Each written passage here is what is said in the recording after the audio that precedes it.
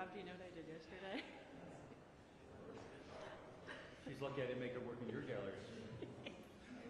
I told Danny Democratic Steering Committee hearing was yesterday morning at 8:30, so Danny came in and we went to it at like 8:15. We walk in. It's not the Democratic, it's a closed with meeting. And the staffer chased us down and was like, oh, you're from the galleries, do you mean like tomorrow's thing? I was like, yeah, in fact I think it's tomorrow.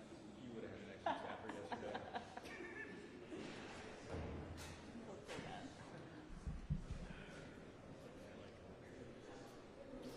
Long cruise is a fun cruise. See, that's what I'm trying to do. I'm trying to get this here.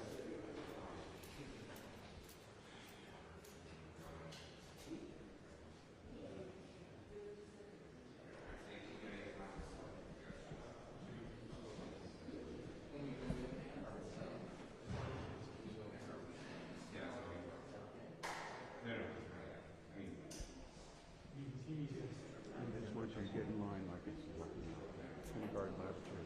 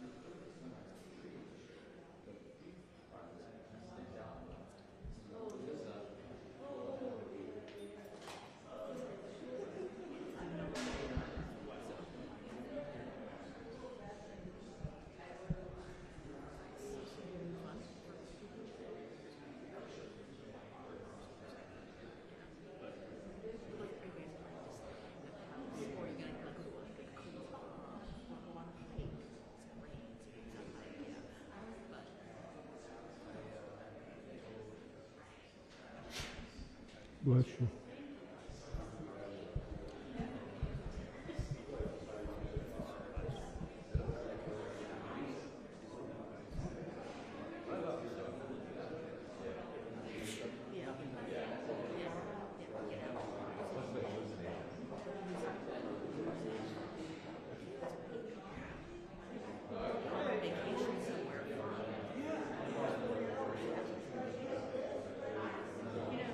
You could be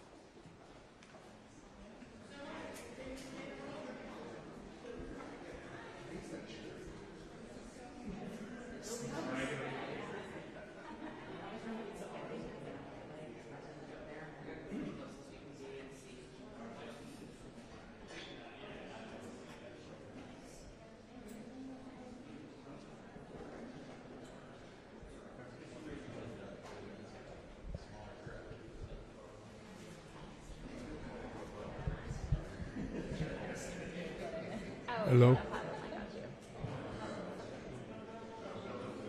Hello, 1, 2, 3.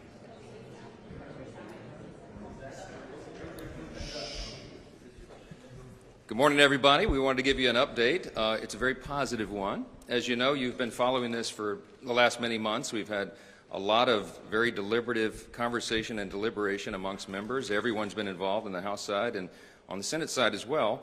We had some of those deliberations as recently as last night, and it's very productive. And I'm happy to tell you that this morning I believe we had the votes to finally adopt the budget resolution so we can move forward on President Trump's very important agenda for the American people. This process has required a lot of close consultation between the White House and the Senate, and all of that has been necessary because we want to make sure that we are delivering on our shared goals in the budget reconciliation process.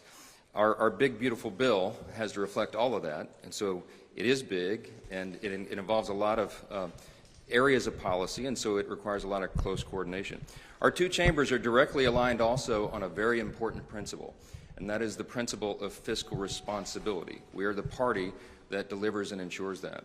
So we have a number of aims here. Our aim is to deliver on our promises in this big, beautiful bill regarding things like border security, restoring peace through strength, and American energy dominance, and regulatory reform to get the economy really humming again. And of course also tax relief, tax reductions. We have to make the tax cuts permanent, and that's all involved and enveloped in this big effort, and all the other promises and priorities we made. Now, it's important to note that at the same time, we also need to achieve the maximum amount of savings for the American people, because that's what fiscal responsibility is. And we even want to start reducing the deficit. So with all that in mind, our first big, beautiful reconciliation package here involves a number of commitments, and one of those is that we are committed to finding at least $1.5 trillion in savings for the American people, while also preserving our essential programs. The Democrats are out right now trying to make hay out of the fact that we're going to gut Medicaid and all these other things. It's simply not true. We're going to protect the essential programs for everybody who's eligible to receive those, and you'll see that reflected in the final bill. But I think it's very important for us to note that we'll be looking for $1.5 trillion in savings, and I can tell you that many of us are going to aim much higher and find those savings because we believe they are there. We want to make government more efficient, effective, and leaner for the American people. And I think that will serve every American of every party, and we're happy to do that. This morning, we'll take the next big step in that process, and I just want to say I'm very happy to have our partners in the Senate working so closely with us as one team, one unified team, which is very important for us to deliver on all these objectives. And I can't tell you how much I thank Senate Majority Leader Thune for his principled, steady leadership and his resolve through this entire process, and I'm delighted to yield the podium to him next. Thank you. Thank you, Mr. Speaker, and good morning. A lot of work been going on here the last few days, but what I can tell you is that I think, as you know, last week that there were 51 Senate Republicans that passed a budget resolution that seeks to accomplish all the things that the Speaker outlined. We are all aligned on the need to make the 2017 Trump tax cuts permanent, to restore American energy dominance, to grow our economy, and to make a generational investment in our border security, and also make sure that we are ready militarily to deal with any of the threats that the country faces around the world. And those are all things that are addressed in this budget resolution, which is why it's really important that we act. The budget resolution, as you know, is the first step. It unlocks budget reconciliation, which is where all this can be achieved. But one of the principal objectives in our budget resolution and in the House's, as outlined by the Speaker, is spending cuts. We have got to do something to get the country on a more sustainable fiscal path, and that entails us taking a hard scrub of our government, figuring out where we can find those savings. And our ambition in the Senate is we are aligned with the House in terms of what their budget resolution outlined in terms of savings. The Speaker's talked about $1.5 trillion. We have a lot of United States senators who believe that is a minimum. And we're certainly going to do everything we can to be as aggressive as possible to see that we are serious about the matter not only of making our federal government more fiscally sustainable, but also deficit reduction, which is critical to a lot of our members in the Senate, and I know to his members in the House. So we're ready to move forward. I'm hoping that the Speaker and his team and his House colleagues can succeed today, get the budget resolution passed, and that will set us up for the next step in this process, which enables us to achieve all the things on President Trump's agenda, including those I just outlined. But absolutely essential that we work really, really hard to see what we can do to make government smaller, more efficient, and more accountable to the American taxpayer. Thank you. Thanks so much.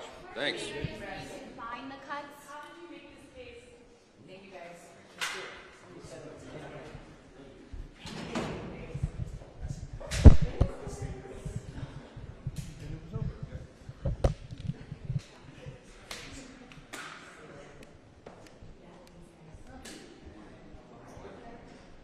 Are you guys good?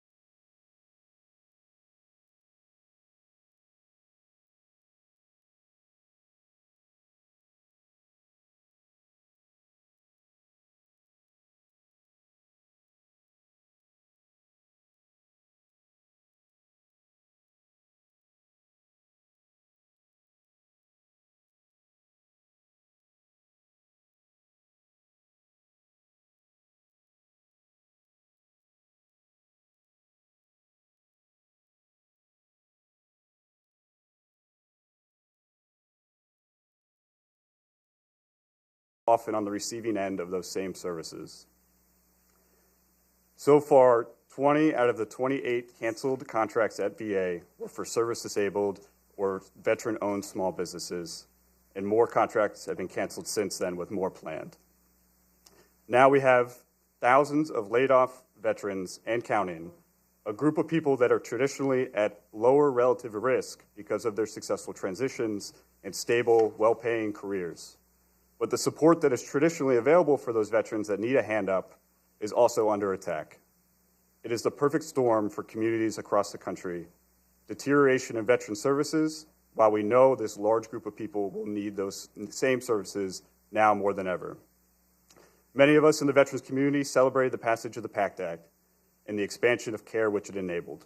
However, with the stated goal to return to 2019 staffing levels, the VA will struggle to fulfill the promise of the PACT Act and provide care to the nearly 800,000 veterans that have enrolled in VA since its passage. This isn't just a Washington, D.C. issue. The majority of federal workers live and work outside of D.C., and hundreds of communities across the nation will feel the impact of these layoffs, while local VA clinics will suffer from a deterioration in services and staffing challenges. There have already been several reports of increased wait times at VA, and in some cases, the administration has not responded to requests asking them to quantify those increased wait times. I served as a White House Presidential Innovation Fellow and was detailed to the Department of Veterans Affairs during both the Trump and Biden administrations. My cohort of private sector technologists joined the government to help teams innovate and modernize services. These teams help transform veteran experience at VA and cut wait times, all while expanding access to care. There is a right way to uplift and enable government employees to find efficiencies in their work. Wholesale layoffs, denigration of service, and the removal of predictability from government tools are not it. To close, these challenges are not short-term and they're not going away.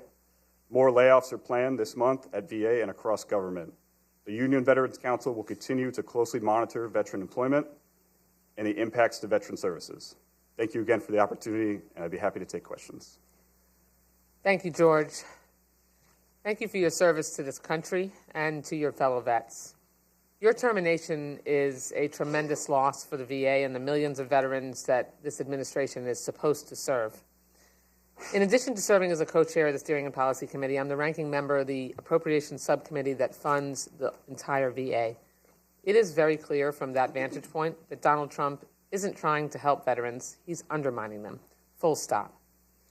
So far, this administration has jeopardized the implementation of many VA programs by instilling chaos and uncertainty in how the VA is managed. They've fired 6,000 veterans, implemented a hiring freeze, and attempted to fire thousands of staff, some of whom work to ensure that veterans obtain the benefits that they deserve. I'm particularly concerned about how this will impact the implementation of the PACT Act, as you mentioned, which expanded VA health care benefits for veterans who were exposed to toxic substances while deployed abroad. And let's not forget the announced future plans to fire 83,000 more VA employees. That is breathtaking. So my first question is, what do you think this administration's actions will mean for PACT Act benefit recipients? Thank you for the question. And I agree, it will have immediate impacts. We mentioned wait times, and one of the ways that VA will try to make up for longer wait times is an expansion of the VA community care network. So sending veterans to private clinics for care. There are several issues with that, and I'll name one. Private care providers are not held to the same standard of veteran experience and military-specific competencies that VA physicians are. This is particularly with high-risk veterans with post-traumatic stress, those that have suffered military sexual trauma, traumatic brain injury, and those with amputations. If physicians in the private sector don't know what to look for, don't know what to ask about, veterans will continue to suffer from these debilitating conditions, even if they are seeing a physician at the time. Right, and veterans consistently say that they really prefer and gain comfort from the vast number of veterans that are treating patients at the VA and have familiarity with the variety of issues and also the culture And so that's such a tremendous difference between just funneling veteran patients into community care. Beyond the PACT Act, do you think Trump's policies are leading to missed or delayed benefits for veterans? And what are the risks that come from these firings, cuts, and uncertainty for them? That's a great question. We have spoken with veterans and service providers that have talked about already delays. We're still, of course, gathering that information. It's been challenging to see the full result, particularly in this short amount of time. But we will see that, particularly with the PACT Act implementation. Also, it's hard to imagine a world in which the VA could serve those additional hundreds of thousands of veterans that are now receiving benefits and care while removing the staffing that was brought in to support that. So I think we will see that bear out very shortly. Thank you. And thank you for your service. Morning, Mr. Thune. I'm Gil Cisneros. I represent California's 31st District. I enlisted in the Navy right out of high school. I was fortunate enough to later earn a Navy ROTC scholarship and earn my commission. I later on used my VA benefits to get my GI Bill to get my master's degree in urban education policy. But in 2021, I had the honor of a lifetime. I was appointed by President Biden to serve as the Undersecretary of Defense for Personnel Readiness, where I got to serve and work with our military service members and families. But in that capacity, I also served as the co-chair of the Joint Executive Council for the VA and the Department of Defense. I want to thank you for your service and everything that you're doing for your advocacy for veterans across the country. I'd like to ask you a few questions on a more personal level. Is there anyone you previously worked with who's still helping the VA innovate and modernize services?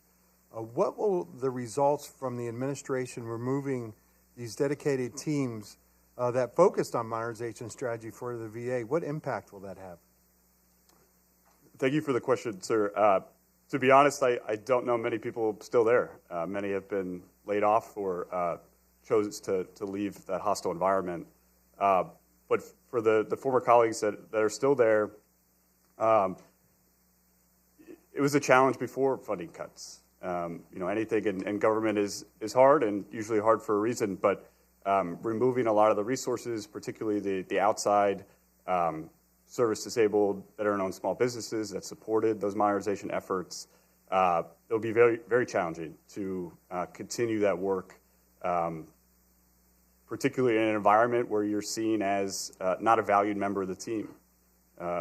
We hear a lot of reports of physicians and technologists and service providers at VA that feel under attack by their chains of command, and that makes it an incredibly challenging workplace in the best of times. Look, there's no question about it. Donald Trump's actions have caused an incredible harm to the VA. Do you think there's any recovery from this? Is there any action that they could take in order to help improve the extreme actions that Donald Trump took? I do. Government teams that I've worked with are incredibly resilient. A lot of the lessons learned over the years of modernization will remain in the system, and so I am hopeful that the work will continue. But for the teams currently there, it'll be incredibly challenging. But I am hopeful that the systems that are built will survive and continue to thrive. Well, thank you again. Thank you for being here. Thank you for the service, and thank you for your answers. Thank you. Good morning. I'm Eugene Vimman. I represent Virginia's 7th Congressional District. George, it's good to see you again, and thank you for being here. Right now, Republicans are forcing critically low staffing levels at VAs across the country, including the newly opened Veterans Clinic in Fredericksburg, a $350 million facility, which is supposed to be the nation's largest VA. Can you share with us what that means for veterans who need care? Absolutely. Thank you for the question. Again, I think I'd go back to with the reduced staffing levels, VA will send veterans into the community, to private positions. And I highlighted the Veteran Experience and Military Competencies Challenge. another challenge is also, as a former innovation fellow, on the healthcare data side. Many private clinics that veterans will be sent to operate with different electronic health records, and oftentimes do not share post-appointment or updated medical data with VA. So oftentimes it's the burden on the veteran to update their VA physician on what treatment they received or what conversations they had in a private clinic. And so this means veterans will have incomplete medical files. And veterans don't deserve that burden, and their long-term health will suffer from those inaccuracies, particularly those with common chronic conditions that veterans face. So you're saying that these changes will significantly harm the ability of veterans to receive the care they need? Yes, sir.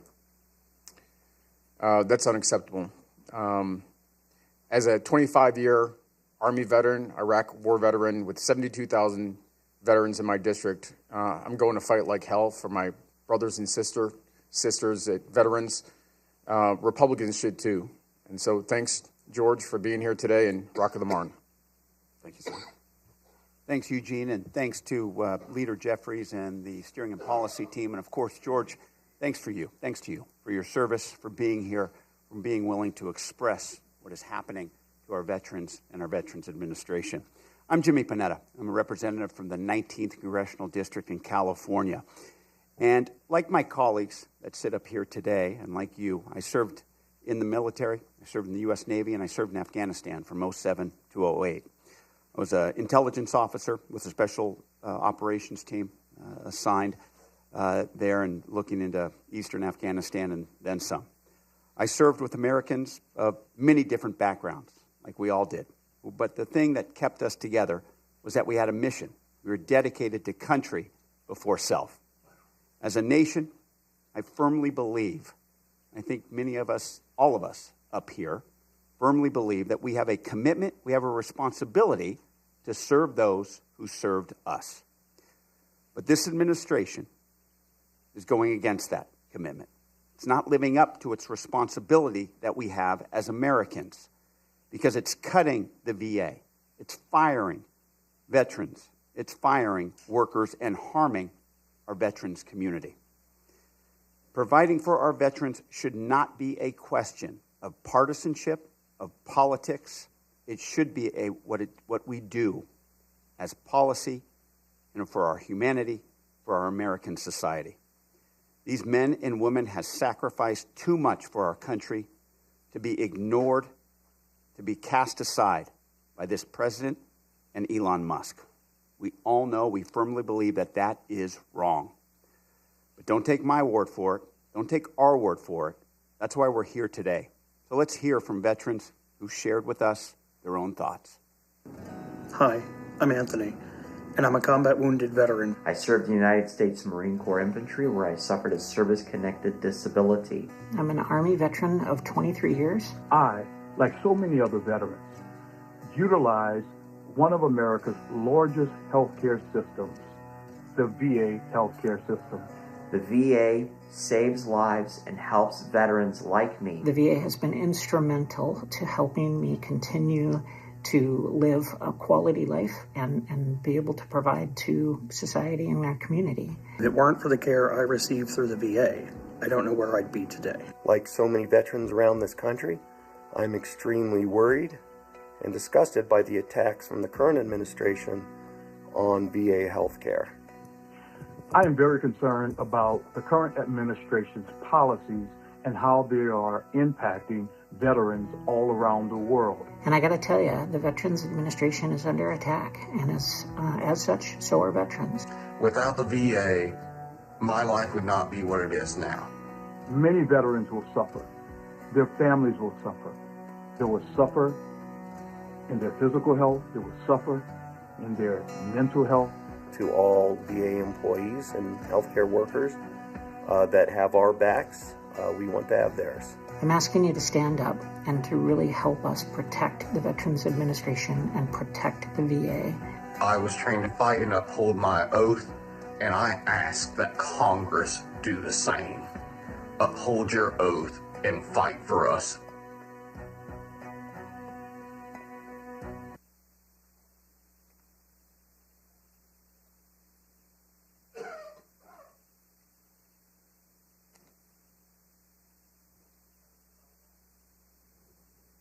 Thank you. I'm Salud Carbajal. I'm a United States veteran. I serve on the House Armed Services Committee, and I'm ranking member on the Coast Guard and Maritime Subcommittee. We are joined today by James Albino, who most recently served as Executive Director of the VA's Center for Minority Veterans. That is, until he was fired by Donald Trump, alongside the Director of the Center for Women Veterans, Lourdes Tiglao. As a Marine, I know firsthand these programs were absolutely critical for ensuring all veterans are cared for, regardless of their background.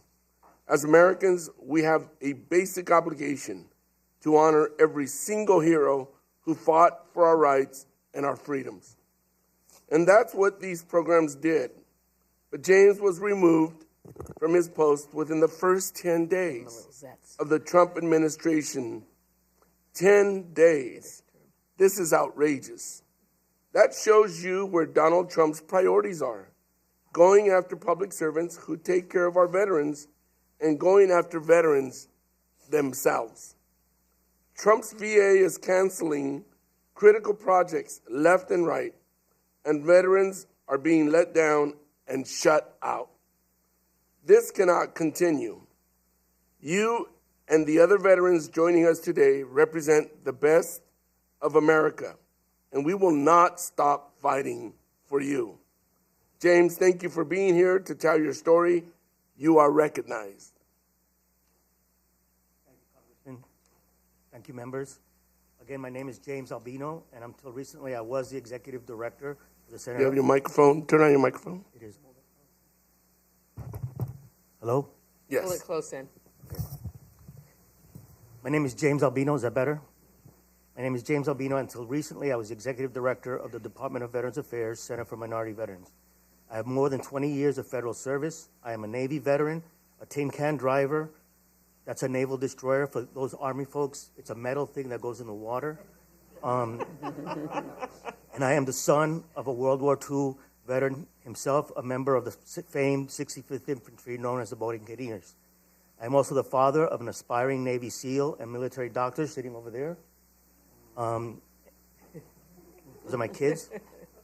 On my 9th birthday, a small, dimly lit apartment in the South Bronx was a melancholy backdrop for a get-together that would forever shape my life's mission. The glow from a single candle, a modest birthday cake, illuminated our family's living room. But outside, a much brighter, more tragic light shone.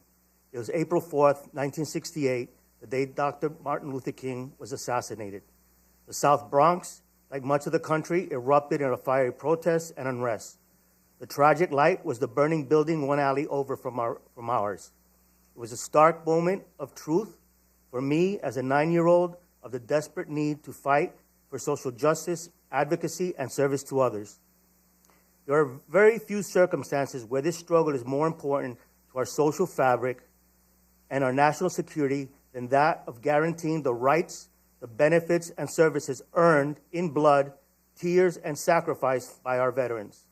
In my role as Executive Director of the Center, I have been privileged to lead initiatives that address the needs of our Black, Brown, and LGBTQ+ veterans.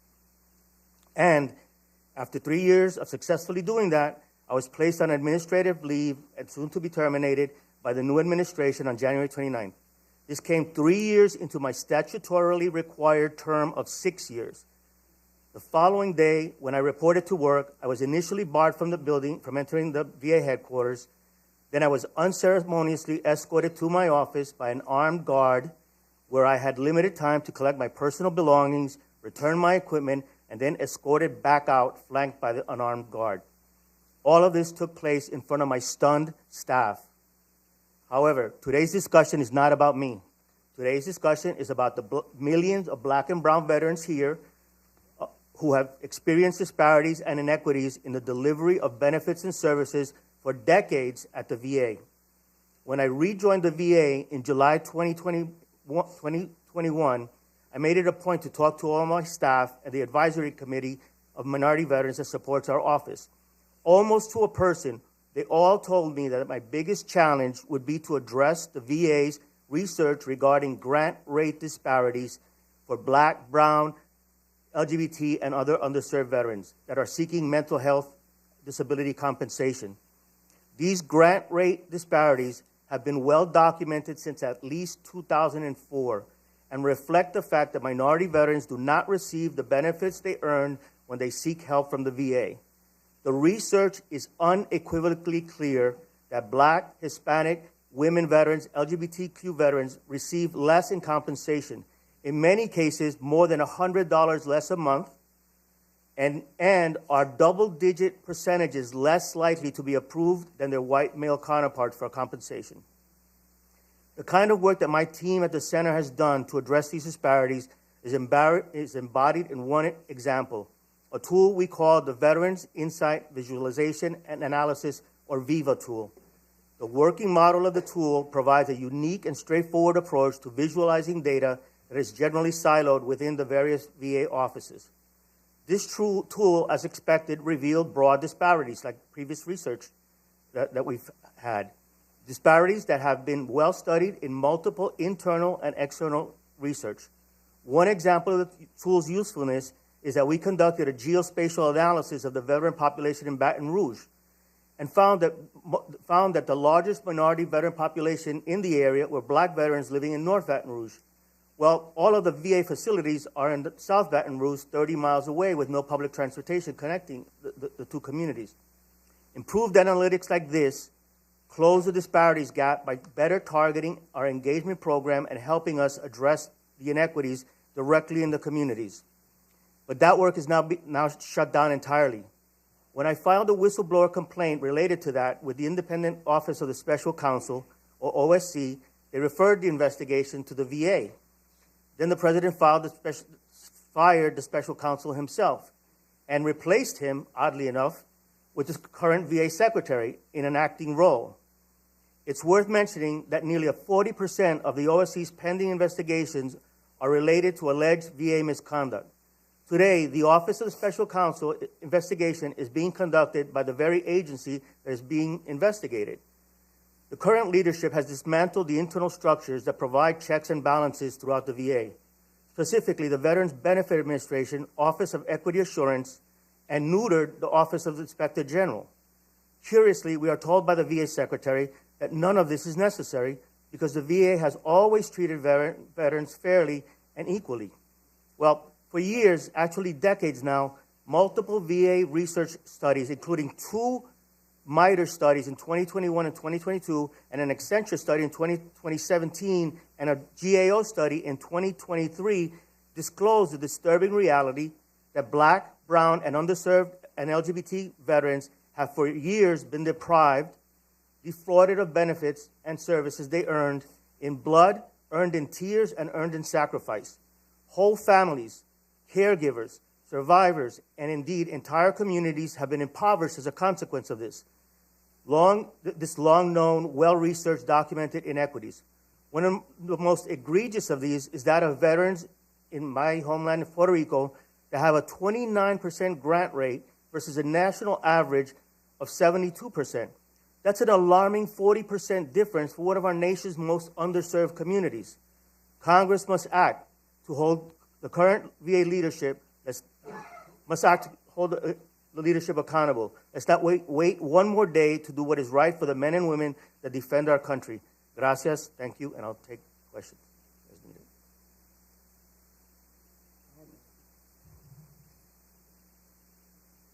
Thank you, James. Sure. I think first we're going to introduce our other witnesses. I'm so grateful to you for being here today, to everyone who's joined us from all across the country. Thank you. I'm proud to be standing shoulder to shoulder with my colleagues here, and I'm very proud to be introducing one of our witnesses this morning. I'm Maggie Goodlander. I represent New Hampshire's 2nd District here in the People's House. I'm a daughter of a Navy veteran. I served in the Navy, and today it's truly my honor to introduce a fellow Navy veteran who's with us for this important hearing, Sharda Forterino. Sharda, you are a registered nurse, and nurses are the most trusted profession in America today, and for good reason. You served our country in uniform, and for more than 2 decades, you have been serving everyone who served us as a nurse at the VA. Thank you. we know that the Veterans Health Administration represents 90% of the VA workforce, and we know that cuts to the VA mean cuts to veterans' health care. It means an undermining of the sacred promise and the sacred obligation that we owe to our veterans as expressed in the PACT Act and in the work that everyone sitting here today wants to do on your behalf. You're a proud union member at a moment when unions are under the greatest assault that we've seen in this country in a generation. We are here and grateful to you for everything that you're doing, for your courage to speak up and to speak out. Thank you, and you are recognized, Sharda. Hello, and thank you. Thank you to Speaker Jeffries for inviting me to participate in this conversation today. I'm grateful to be here in front of the Steering and Policy Committee with union leaders, advocates, and veterans. My name is Sharda Fornerino, and I'm a member of the National Nurses United, the largest union and professional association of registered nurses in this country. Just so you know, when I joined the military afterward, I did use my GI Bill as well and became a nurse through my GI Bill, earned my bachelor's degree. Like many of our other veterans use that benefit. I've been a nurse for 25 years, and I work in an outpatient surgical unit where I provide care for our nation's veterans. My fellow nurses and I are honored to work with our veteran population, and our veteran patients value the care that they receive in our facilities, but we fear for the future of the Veterans Health Administration. For many years, nurses have faced understaffing in our facilities.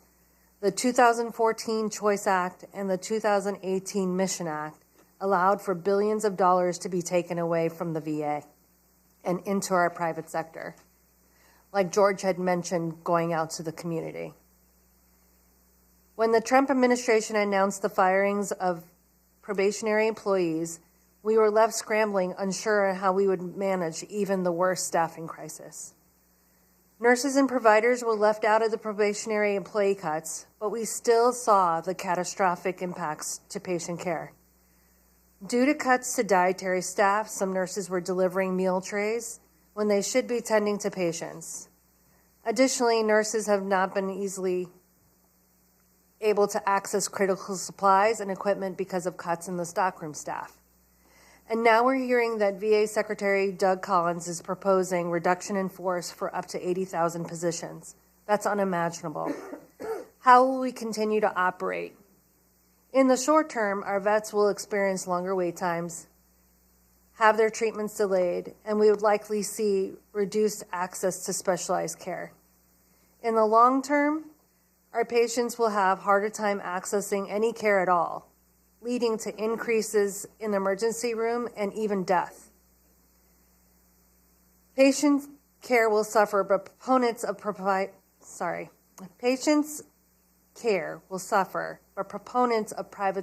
the VA will get what they want. Compromised care that will lead to closures of VHA facilities and more veterans placed into private sector in the community. We cannot let that happen. Nurses know that the best place for our veterans to receive care that they need is in their VHA. We have been on the front lines stopping these cuts.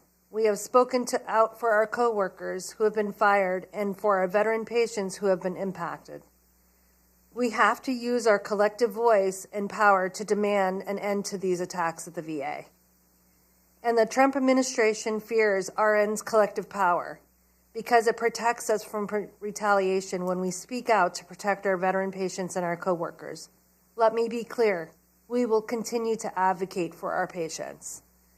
But our ability to organize and collectively bargain is at risk. The Trump administration's recent executive order targeting federal workers' rights to bargain is egregious. Union advocacy and representation allows nurses to focus to what we do best, caring for patients. This will make it even harder for us to speak up and resolve safety concerns. We cannot allow this to happen, and we need your help if we're going to stop the dismantling of the VHA. The fight to protect the VHA and the workers who serve our veteran patients is at a critical moment. The VA Secretary will soon come in front of the House Appropriations Committee to discuss his budget proposal and workforce cuts. We need you to use your power to push back. We appreciate your work and look forward to continuing our fight together for a fully funded and safely staffed VHA system and to restore and protect all workers' right to organize and collectively bargain. We thank you again for your time today. Thank you, Sharda, for your compelling testimony. I'm Congressman Ted Lieu. I previously served on active duty in the U.S. Air Force, and then I served an additional 16 years in the reserves. I am infuriated at the assault by the Trump administration on our nation's veterans. The Trump administration has engaged in the largest firing of veterans in U.S. history, firing thousands of veterans who have been doing outstanding jobs as federal workers. The Trump administration and Republicans are proposing deep cuts to the VA, and the Trump administration has already eliminated a number of critical positions at VA hospitals, reducing the health care that we provide to our veterans, and this has got to stop.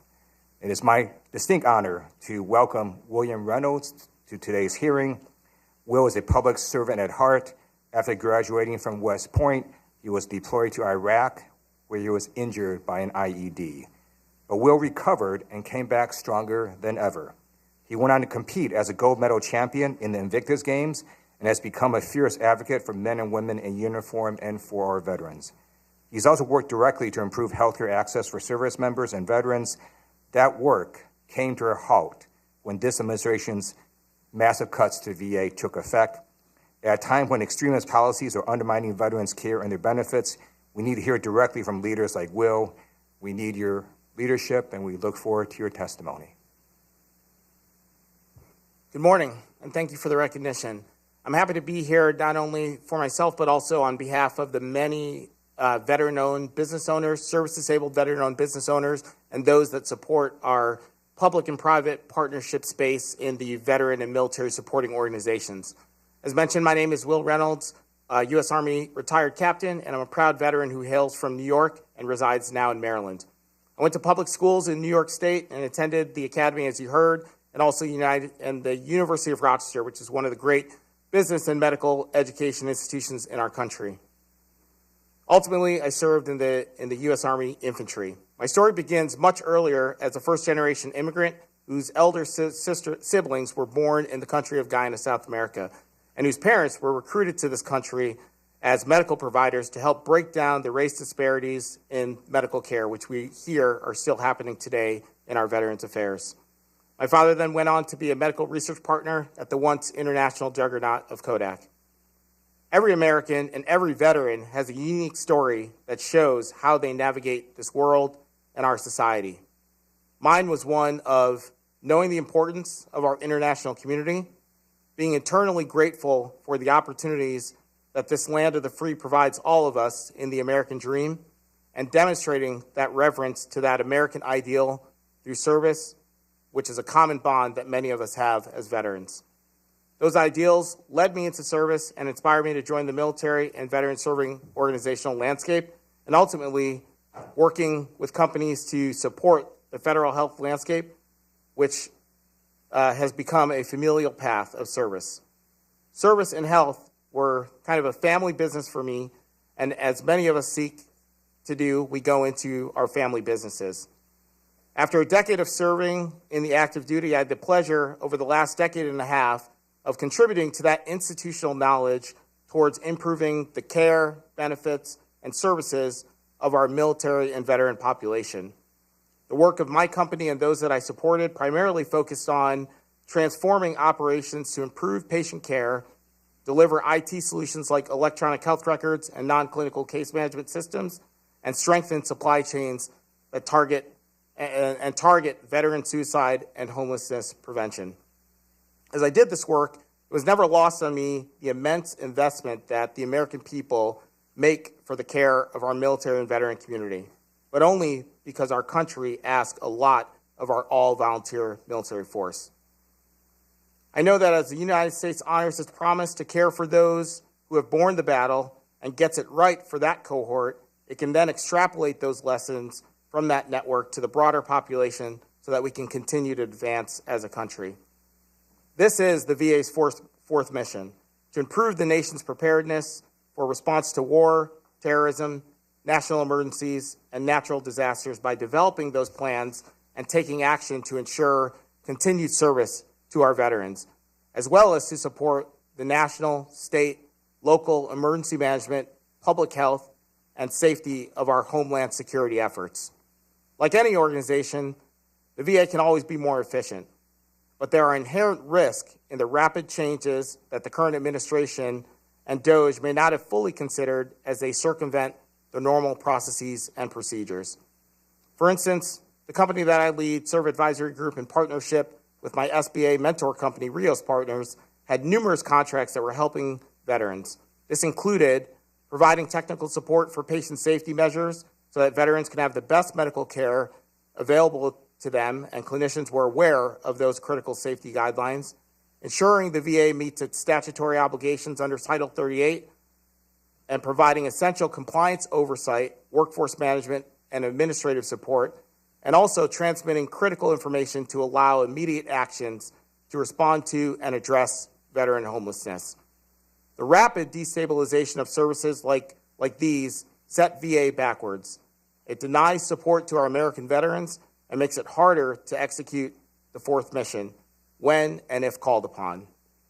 There must be more efficient ways to deliver and administer the care, benefits, and services for our nation's veterans than the course that the administration and DOJ has pursued to date. I urge that the VA change course and take the sort of well-thought-out, pressure-tested, and risk-mitigated approach that has always ensured no veteran or community is left behind. Without such a calculated approach, we are destined to see spikes in veteran suicide and homelessness, something that the VA has made great strides against in the last years. That's not acceptable to me, and it should not be acceptable to any Americans today. I look forward to hearing your questions. Thank you very much. My name is Chrissy Houlihan, and I represent the 6th Congressional District in Pennsylvania. I'm a third-generation veteran. I served in the Air Force, and the Coatesville VA is in my district, serving 28,000 veterans. None of us are suckers, and none of us are losers. So thank you very much for joining us today. You may not know this, but as a result of the new administration, congressmen and women now have to get special permission from the executive branch to visit VA hospitals in our own districts, which just blows my mind. And as a consequence, I've had to find my community other places because I've struggled with getting permission to have those meetings. My first question is for Sharda. As somebody who is on the inside, on the front lines of patient care, can you please help us understand what the VA's recent firings and funding freeze means for the quality of care that veterans receive within the VA?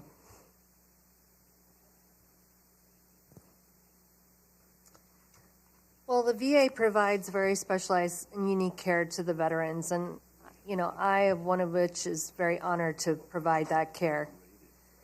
The recent firings and funding freeze is compromising that care. And because critical staff has been fired and nurses are performing additional tasks on top of doing patient care. If we don't fix this, veterans are going to have increasingly difficult time getting that specialized care that they need. They'll experience longer wait times, and some may even see treatment delays or even their treatments canceled. The private sector is not the solution, and studies have shown back in 2022 and 2023 that veterans receiving care at the VA has a lower 30-day risk of mortality. Research and nurses will tell you the best place for veteran care is in the VA, and our vets deserve better, and so do our nurses. Thank you, Sharda. My second question is for James, and again, thank you for your service as well, and 10 years of service to the VA too. At the VA in Coatesville, we have a women's veteran care center, and we also have a really award-winning center for recovery for women as well. Given the long-term view of this system, can you talk about how Donald Trump and Elon Musk are undermining the progress that the VA has been making in addressing needs of women and minority veterans? We know, we have data that says that women Black, brown, and LGBTQ veterans have lower trust scores of the VA just in general versus the general population. And that lower trust has been built up over many years for many reasons, and we don't need to go into that. But if you're going to come back and then cut the services, make it more difficult to get an appointment, not have a welcoming community to embrace these veterans, the trust is going to diminish even more. I don't know that we're going to recover from this in terms of trusting the VA. We already have problems with many women that have suffered military sexual trauma will not come into the VA because they get harassed at the VA. LGBTQ plus veterans underutilized services. Certain racial ethnic minorities underutilize their services. AAPI veterans tend to use 61% of the services available to them, or somewhere around there. So we have a low trust as it is now, and if you diminish or destroy the fabric that we have today, it's going to get worse, and I don't know that we'll recover from that. Morning, everybody. I'm Congressman Pat Ryan, representing the 18th District of New York, home to all our alma mater, Captain Reynolds, among other great places, including the Castle Point VA, where I am a patient along with 40,000 other American heroes that I have the honor to represent. I served 2 combat tours in Iraq, and I will be damned if we all, as Americans, allow the Trump administration, a draft-dodging coward, to disassemble and dishonor our veterans. And I just want to thank you all for being here this morning. We have 20 inpatient beds at my own VA now closed because of his hiring freeze, not hypothetical, but real, and we all know the impacts that will have. James, thanks for being here. I also want to just, as a dad of 2 young kids, commend you and your wife on your well-behaved children. I got to get tips from you on that later. Melatonin. I appreciate that. You've talked about this a little bit already, and I appreciate what you said, which is this isn't about you, it's about our veterans. But can you talk about what it's felt like for you, given all you've done, all the sacrifice you've made, to walk into the VA that day and be treated that way? Thank you for that. That's a great question. It was discouraging. We had spent 3 years rebuilding the trust that minority and Black, brown, LGBTQ veterans had been dismissed for some time.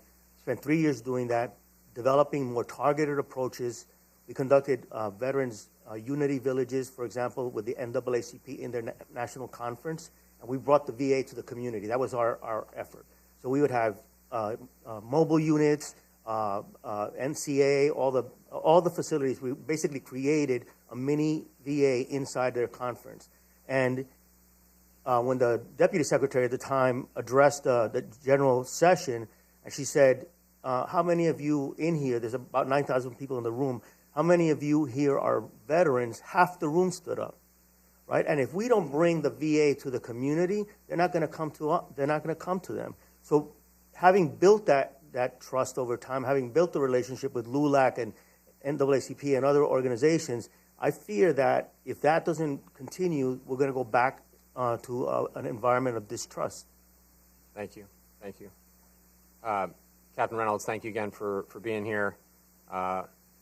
Duty, honor, country, and we're incredibly proud of you and the continued service. You talked about this as well a little bit, but can you explain to folks that might not be patients of the VA, might not be veterans getting this care, what are these cuts, the Doge and Musk and Trump cuts that your business was providing, like the contract specifically canceled? What does that mean to a veteran that had been receiving that care? Can you help bring some color to that for us? Absolutely. Thank you for the question. We all know the big efforts to bring together the 2 systems on the left and the right, the DoD and the VA, with their interoperability of their health records. My company was able to provide a lot of that support to the military health systems for 3 years as they successfully deployed that health record system. And then naturally we moved over to the VA to help with the same support as they were embarking on that same deployment. The VA is a much larger system, more fractured system, so it was a more complex deployment. So naturally it had more support and a higher contract value to help with that deployment. The VA has been slower at its deployment, so we're now delayed in achieving that interoperability with the military health systems. And although the VA wants to accelerate the deployment, they no longer have that same support structure for it. So it's inevitable that they will see more patient safety incidents and a slower deployment despite wanting to roll out the system faster. Thank you. Hate to break the chain of all the veterans, but I'm Robin Kelly from the 2nd District of Illinois, and I'm not a veteran like everybody else you've heard from, but the co-chair of steering and policy, but have Navy, Marines, Air Force, and Army in the family. My cousins grew up in Newburgh, but they all went Navy for whatever reason. But anyway, James, what would your message be to other veterans fired from civil service or struggling to access case through the VA, to access care through the VA? Sure. Thank you. I would recommend that they use the local resources, the local networks, to make their voices heard. We built this VA over a lot of sweat and tears and sacrifice for many, many years, and we just can't allow it to be dismantled like that. And we talk about the veteran themselves, but you have to understand when veterans are not getting their benefits and services, the family suffers, the caregiver suffers, the community suffers. Think of the community wealth loss if veterans are not getting their compensation for many, many years at a time. That has a profound effect on the community. So if the community has to stand up for the veterans themselves, because it's not just the veterans that are impacted. And it's such a good point that you raised. Sharda, as a worker who advocates for your fellow nurses, what would you say to Donald Trump and Elon Musk if they were listening? You don't have to say all the things you're thinking.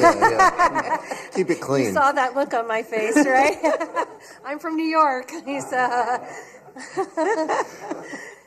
I would tell them no matter what they do, we're not going to give up on the VA. We'll continue to organize and fight back against their attacks. You know, our nurses are really proud to work at the VA. We take care of so many different facets of patients, you know, somebody that gets chemotherapy, their traumatic brain injury, to educating them for their treatment plans, stuff like that. So, I mean, I feel very privileged to give back to my community. And so do all my fellow coworkers. I feel like I already know what their intentions are, right? They want to privatize the system without ever having to walk into the VA and really speak to these patients, these veterans that have served our country.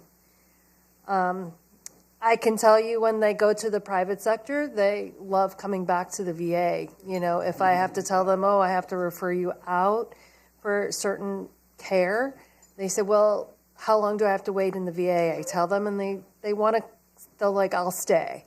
So, I mean, clearly we're doing something right. I would say, listen to us. We're the nurses on the front lines. You know, we're trained to provide direct care to these vets, and there's no better place for them. Thank you. Thank you so much, Sharda. Thank our witnesses, our guests. Thank you for your service and your commitment to our country, to my colleagues who have served in uniform and served to protect our country. Thank you so much for your continued service to Congress and for your service to our country. America's veterans have taken an oath to defend our country and put their lives on the line. The very least we can do is look out for our nation's veterans when they finish their service. But right now, Donald Trump is crashing the economy. Out of thin air, he's created an economic disaster. And while reckless tariffs could drive us toward another Republican recession, his plan to take benefits away from hardworking Americans will add to the pain and create more hardship. In fewer than 100 days of Donald Trump's presidency, we have seen drastic cuts to the VA and veterans' benefits.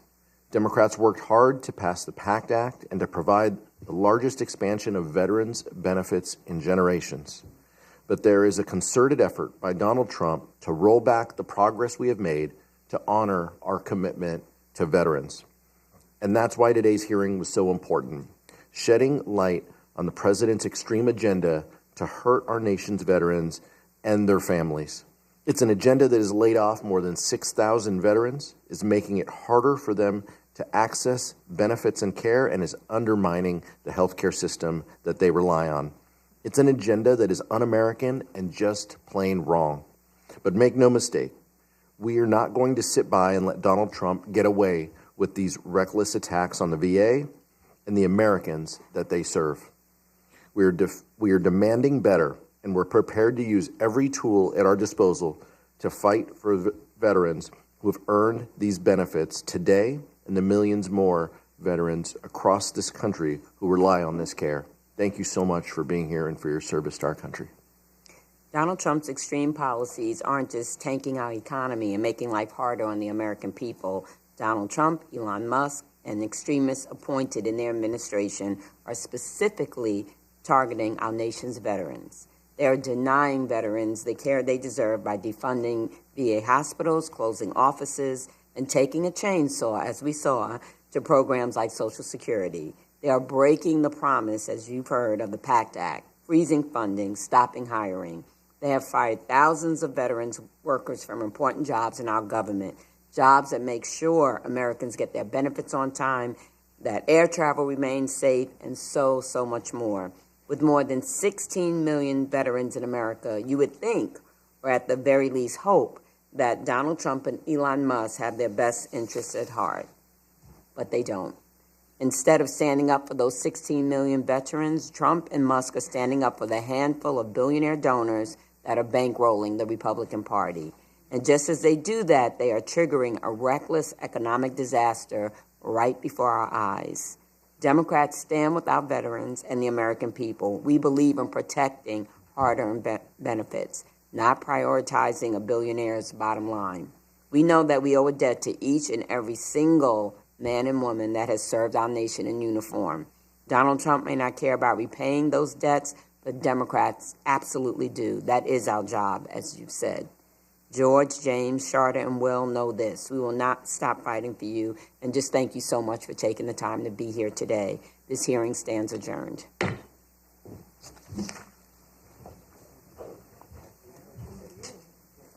Hey, fellow Chinese person, what?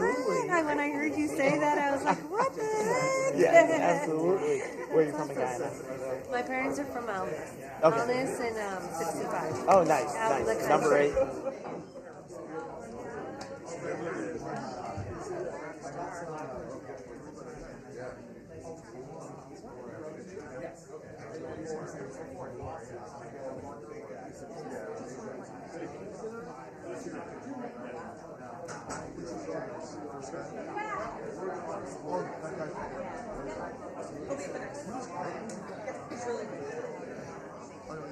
you.